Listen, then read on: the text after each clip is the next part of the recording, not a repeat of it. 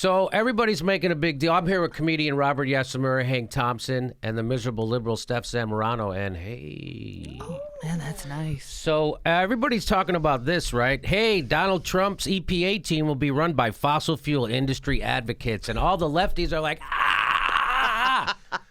that's horrible. See, I told you, Daddy Trump, he's not draining the swamp. He's bringing in new swamp people. Oh, my God, he's so horrible. Oh, my God. Oh, my God. Why would he go with frackers? I don't understand why he would. Whoa. You mean it was going to be the same thing either way? So I don't know if you remember that. That was the guy picked up to advocate. She's going to set up her entire White House.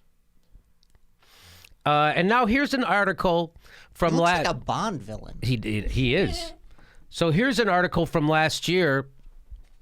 200 plus environmental groups call on the EPA to correct and clarify unsupported top claim in major fracking study.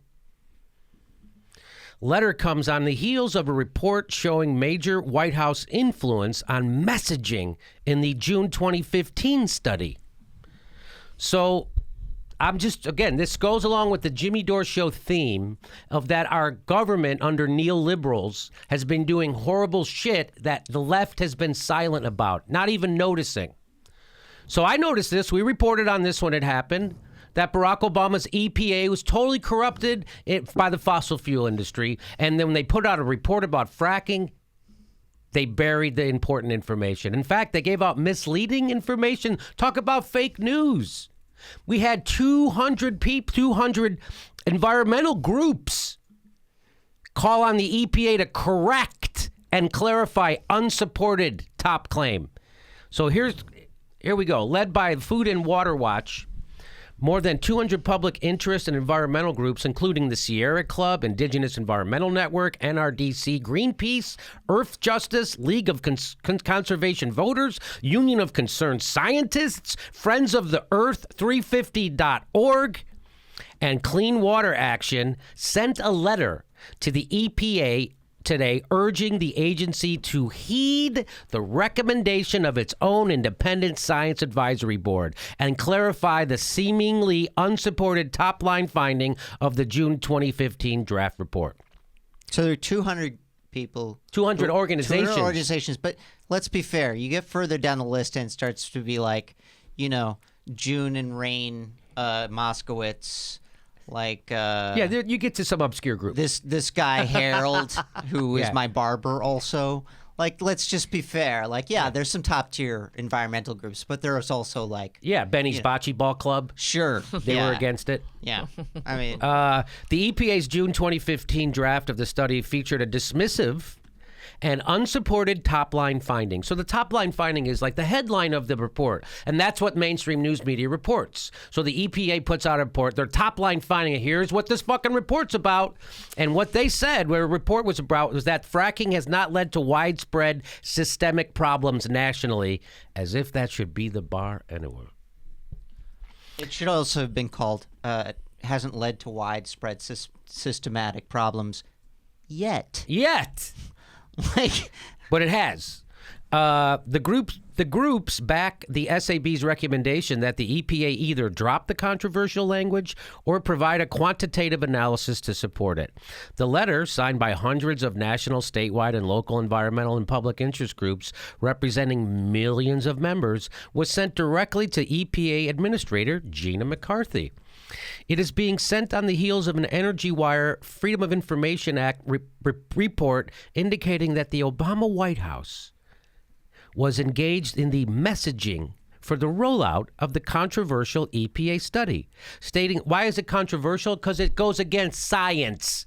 That's the controversy. Because it is just repeating corporate talking points. That's the controversy.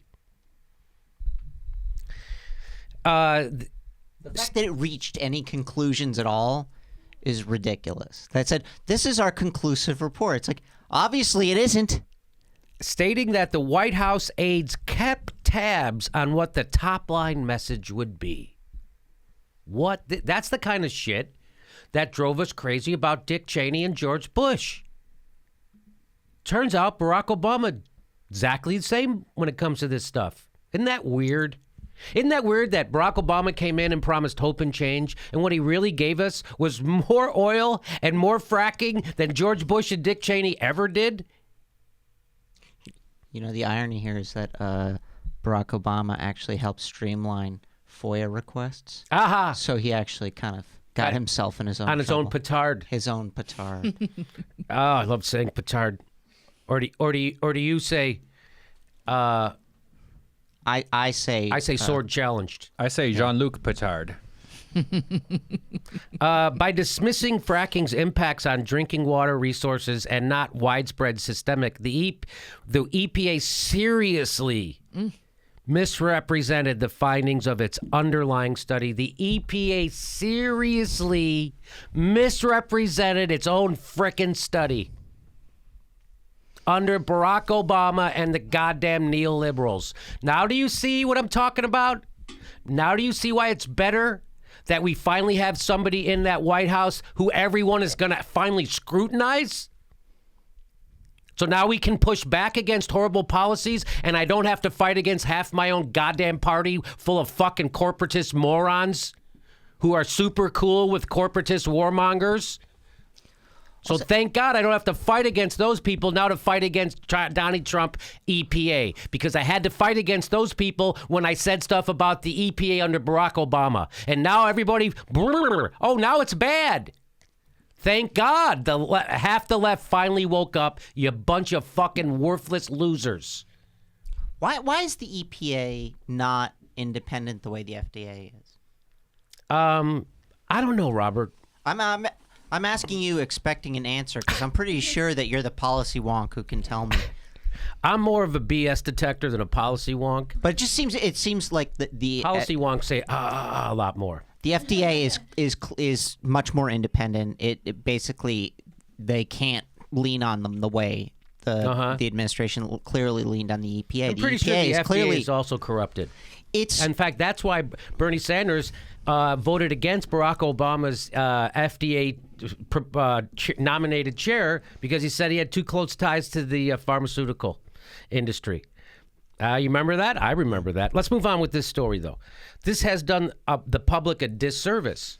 We feel the agency now owes it to the public, and particularly those already impacted by hydraulic fracturing activities, to address these criticisms. So there you go. That was Barack Obama's EPA, and now everybody's going nuts because Donnie Tannenhans is doing the exact goddamn thing. So, in a sense, this horrible administration of Donnie Tannenhans can be used strategically now, because it woke up half the left had its head in the sand for the last 8 years. So now we have the possibility. Now we finally have a chance to do something about this, what's been going on in our country. So now will we? I don't know. But we have a chance, because those corporate Democrats are still hanging on, and they still have their apologizers in the fucking lefty media. They're still apologizing for the corporate Democrats all over the place. In the lefty media, they're still mad at everybody except the Democratic National Committee and Hillary Clinton and Bill Clinton and Al Gore. They're mad at everybody except those people who wrecked the Democratic Party and turned them into a losing party. They're not mad at frickin' Nancy Pelosi or Chuck Schumer, the people who got in bed with Wall Street and sold out workers. They're not mad at Bill Clinton, who passed NAFTA while gutting welfare and exploding the prison population while repealing the New Deal banking regulations, which crashed the economy. They're not mad at Barack Obama, who gave us a right-wing health care plan when he had a filibuster-proof Senate and then codified into law permanently Bush's tax cuts, which even Bush couldn't do. They're not mad at that. They get mad at everything else. James Comey and Jill Stein, the very powerful Jill Stein. And they're mad at Ralph Nader still. They're mad at Bernie. They're mad at Bernie supporters. They're mad at progressives. They're mad at everybody except the people they should be mad at. Hey, we're doing another live Jimmy Dore show the day after Christmas, December 26th. We're doing a live Jimmy Dore show in Burbank, California. Come see it. There's a link for tickets right there.